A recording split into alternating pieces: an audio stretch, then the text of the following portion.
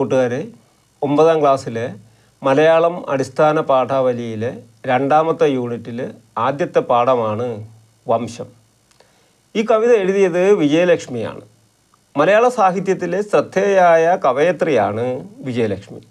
അപ്പം പാതാമ്പുറത്തു കണ്ട ഒരു ഉറുമ്പിൻ്റെ സൗന്ദര്യവും ജീവിതവും വരച്ചു കാട്ടുകയാണ് കവയത്രി ഈ കവിതയിൽ. നമുക്ക് കവിതയിലേക്ക് കടക്കാം. പാരം വിശപ്പാൽ കുഴങ്ങുമുറുമ്പൊന്ന് പ്രാതലിനെത്തി അടുപ്പുമുക്കിൽ. എന്താണ്? പാരം വിശപ്പാൽ, വിശപ്പ് സഹിക്കാനാകാതെ, കുഴങ്ങും ഉറുമ്പൊന്ന്, കുഴങ്ങുക എന്ന് പറഞ്ഞാൽ വിഷമിക്കുക.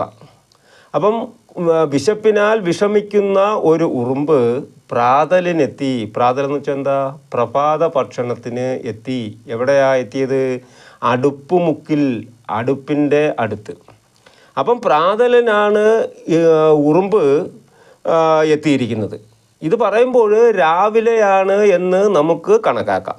രാവിലെ അടുക്കളയിൽ എത്തിയപ്പോൾ അടുപ്പുകല്ലിനടുത്ത് ഒരു ഉറുമ്പിനെ കാണുകയും ആ ഉറുമ്പ് വിശന്നു വലഞ്ഞു വന്നതാണ് എന്ന ഒരു തോന്നൽ ഉണ്ടാവുകയും ചെയ്യുന്നു. അതിനെ അടിസ്ഥാനപ്പെടുത്തിയാണ് ഈ കവിത രചിച്ചിരിക്കുന്നത്. അപ്പോൾ അടുത്ത വരി: പാതകത്തിന്മേൽ തെറിച്ച തേങ്ങാത്തരി പൂവുപോൽ കൊമ്പിലെടുത്തുയർത്തി പോവുകയാണാറു കാലുകൾ ചന്തമായി താളത്തിൽ വച്ചു തിരക്കുകൂട്ടി. എന്താണ്? പാദം എന്നാൽ പാതാമ്പുറം. അപ്പോൾ തേങ്ങാത്തരി തെറിച്ചു കിടക്കുന്നതിൽ നിന്നും ഒരെണ്ണം പൂവ് പോലെ കൊമ്പിൽ എടുത്തുയർത്തി. അപ്പം അങ്ങനെ എടുത്തിട്ട് അവിടെ നിൽക്കുകയല്ല ചെയ്യുന്നത്, പിന്നെയോ അത് താളത്തിൽ, ധൃതിയിൽ, വേഗത്തിൽ പോവുകയാണ്. അങ്ങനെ 6 കാലുകൾ ചന്തത്തിലും താളത്തിലും വച്ച് തിരക്ക് കൂട്ടി, നല്ല സ്പീഡിൽ, തിരക്ക് കൂട്ടി സ്പീഡോടെ പോവുകയാണ്. അപ്പം ഉറുമ്പിന് 6 കാലുകളാണല്ലോ ഉള്ളത്. തേങ്ങാത്തരി അതിൻ്റെ ആഹാരമാണ്. കവയത്രി പാതാമ്പുറത്തു കണ്ട ഒരു ഉറുമ്പിൻ്റെ സൗന്ദര്യത്തെ ആസ്വദിക്കുകയും അതിൻ്റെ ജീവിതത്തിലേക്ക് എത്തി നോക്കുകയും ചെയ്യുന്നു ഈ കവിതയിൽ. എന്തിനാണ് ഈ ചുമടും താങ്ങി ഉറുമ്പ് തേങ്ങാത്തരി കൊണ്ടുപോകുന്നത്? എന്തിനാണ് കൊണ്ടുപോകുന്നത്? അതാണ് അടുത്ത വരിയിലുള്ളത്. പേമഴക്കാലത്തു സാധുവാമിത്തിരി സോദരർക്കൊത്ത് ആസ്വദിക്കനല്ലോ. അപ്പം ഈ മഴക്കാലത്ത് എൻ്റെ സഹോദരങ്ങളോടൊത്ത് ഈ സ്വാദിഷ്ടമായ ഭക്ഷണം കഴിച്ച് ആസ്വദിക്കാം എന്ന് ഉറുമ്പ് ആഗ്രഹിക്കുകയാണ്. ഇനി ഉറുമ്പിൻ്റെ സൗന്ദര്യത്തെയാണ് വർണ്ണിക്കുന്നത്. എന്താണ്? എണ്ണ മിനുങ്ങും മുഖത്തെന്തു ഗൗരവം, എള്ളുടൽക്കെന്തൊരു സൗകുമാര്യം, ഇത്തിരി പോന്നോരിടിപ്പിതിൻ ചാരുത മറ്റാർക്കുമില്ലിങ്ങു കണ്ടതുള്ളൂ. അപ്പോൾ എന്താണ്? എണ്ണ തേച്ചതുപോലെ മിനുസമുള്ള നിൻ്റെ മുഖത്തിന് ഗൗരവഭാവം തുടിക്കുന്നു. അപ്പോൾ എണ്ണ മിനുക്കുന്നത് കൂടുതലും ഏത് കളറിനാണ്? കറുപ്പിനാണ്. കറുപ്പിന് അഴക് വരും. എണ്ണ പുരട്ടുമ്പോൾ അഴക് കൂടുകയാണ് ചെയ്യുന്നത്. അപ്പം നിൻ്റെ എള്ളുടൽ, അപ്പോൾ എള്ളുടൽ എന്ന് പറയുമ്പം എള്ളിൻ്റെ അത്രയും മാത്രം വലിപ്പമുള്ള ശരീരത്തിന് എന്തൊരു സൗകുമാര്യമാണ്, എന്തൊരു സൗന്ദര്യമാണ്. ഇത്തിരി പോന്ന എന്ന് പറഞ്ഞാൽ തീരെ ചെറുതായ ഇടുപ്പ് ഇതിൻ ചാരുത, അതാണ് ഇടുപ്പിതിൻ ചാരുത, അതായത് ഇടുപ്പിൻ്റെ സൗന്ദര്യം. അപ്പം സ്ത്രീയുടെ ഇടുപ്പ് ഒതുക്കമുള്ളതാണെങ്കിൽ അത് സൗന്ദര്യത്തെ വർദ്ധിപ്പിക്കും എന്നാണല്ലോ കവിവാക്യം. അപ്പം ഇടുപ്പ് എന്ന് പറയുമ്പോഴെന്താ? അടിവയർ. അപ്പം ഇത്രയും ചെറുതായ ഇടുപ്പ് മറ്റാർക്കുമില്ല ഇങ്ങ്. ഇവിടെ നിനക്കല്ലാതെ മറ്റാർക്കും ഇത്രയും ചെറിയ ഇടുപ്പ് ഇല്ല എന്നാണ് സൂചിപ്പിക്കുന്നത്. അപ്പം നിൻ്റെ ഇടുപ്പ് ഇത്രയ്ക്ക് ഒതുങ്ങിയതെന്താണ് എന്നാണ് അടുത്തതായി തിരക്കുന്നത്. എന്താണ്? ഇത്രയ്ക്കൊതുങ്ങിയത് അധ്വാനശീലവും തൃത്തച്ചുവടും കൊണ്ടായിരുന്നു. നിന്റെ ഇടുപ്പ് ഇത്രയ്ക്കും ഒതുങ്ങിയത് നിന്റെ അധ്വാനം കൊണ്ടും നിന്റെ കഷ്ടപ്പെട്ട ജോലികൾ കൊണ്ടും നിന്റെ നൃത്തച്ചുവടും കൊണ്ടാണോ എന്ന് ചോദിക്കുകയാണ്. നിൻ്റെ ഇടുപ്പ് ഇത്രയും ചെറുതായി പോയത് അധ്വാനം കൊണ്ടും നൃത്തച്ചുവടും കൊണ്ടാണോ എന്നാണ് ചോദിക്കുന്നത്. അപ്പം നല്ലതുപോലെ അധ്വാനിക്കുന്നവരും, അതായത് ജോലി ചെയ്യുന്നവരും നൃത്തം പരിശീലിക്കുന്നവരുമായ ആളുകളുടെ ഇടുപ്പിന് ഒതുക്കമുണ്ടായിരിക്കും. അപ്പം ഇവിടെ കാണുന്നത് ഉറുമ്പിന് തേങ്ങയുടെ തരി ഭാരമുള്ളതാണ്. തേങ്ങാത്തരി ചുമന്നുകൊണ്ടാണ് ഉറുമ്പ് പോകുന്നത്. അപ്പം ഉറുമ്പിന് തേങ്ങാത്തരി ചുമട് അധ്വാനമുള്ള ജോലിയാണ്. അതുപോലെ 6 കാലുകൾ താളത്തിൽ ചലിപ്പിച്ച് വേഗത്തിൽ പോകുന്നത് കാണുമ്പോൾ ആ ചലനം താളാത്മകമാണ്. താളാത്മകമായ ചലനമാണല്ലോ നൃത്തം എന്ന് പറയുന്നത്. ഓക്കെ. ദാരുവിൽ നിന്നെ പകർത്തേണമെന്നെൻ്റെ വേരു ദാഹിച്ചിതാ നോക്കി നിൽപ്പൂ. സ്നേഹവായ്പോടെ ദയയോടെ നിന്റെ ചലനങ്ങളും പ്രവൃത്തിയും പകർത്തണമെന്ന് അതിയായ ആഗ്രഹം എന്നിലുണ്ടായത് കൊണ്ടാണ് നിന്നെ ഞാൻ ഇങ്ങനെ നോക്കി നിൽക്കുന്നത് എന്ന് കവയത്രി അറിയിക്കുന്നു.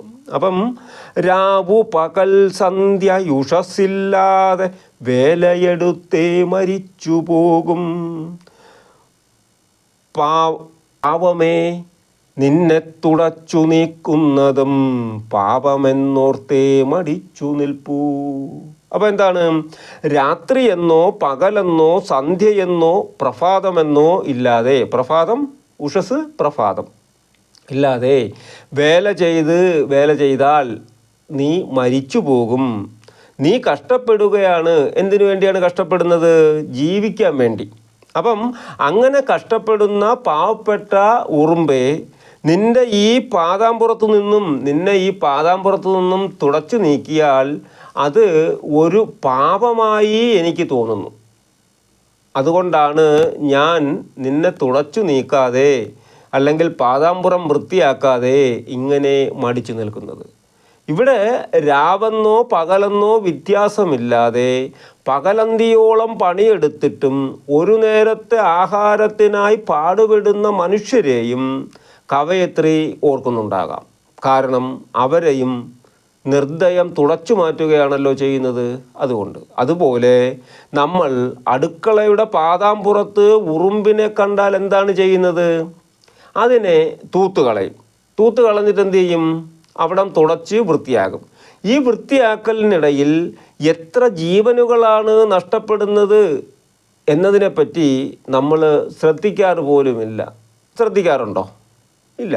അപ്പോൾ ഇനി അടുത്ത വരിയിലേക്ക് കടന്നാൽ, നീ ജനൽ മെല്ലെ കടന്ന് മുറ്റത്തുള്ള പൂവാങ്കുരുന്നില കാടു ചുറ്റി വന്മല പോലെ വഴിമുടക്കാൻ നിന്ന വെള്ളാരങ്കല്ലിൻ്റെ ചോടു ചുറ്റി നീലക്കിഴാനെല്ലി മുക്കുറ്റി പൂക്കുന്ന മൂലയ്ക്കു മൺകൂനക്കോട്ട പറ്റി ആകെ തിരക്കിട്ടകത്തേക്കു പോകയാണ് ആയാസമില്ല ചുമട്ടുകാരി. എന്താണ്? ആ ഉറുമ്പ് ജനൽ വഴി മുറ്റത്തിറങ്ങി പൂവാങ്കുരുന്നിൻ്റെ ചെടിയുടെ കൂട്ടം ചുറ്റി വൺമല പോലെ വഴിമുടക്കാൻ നിന്ന വെള്ളാരങ്കല്ലും ചുറ്റി പോവുകയാണ്. വെള്ളാരങ്കല്ല് ഉറുമ്പിന് വൺമലയാണ്.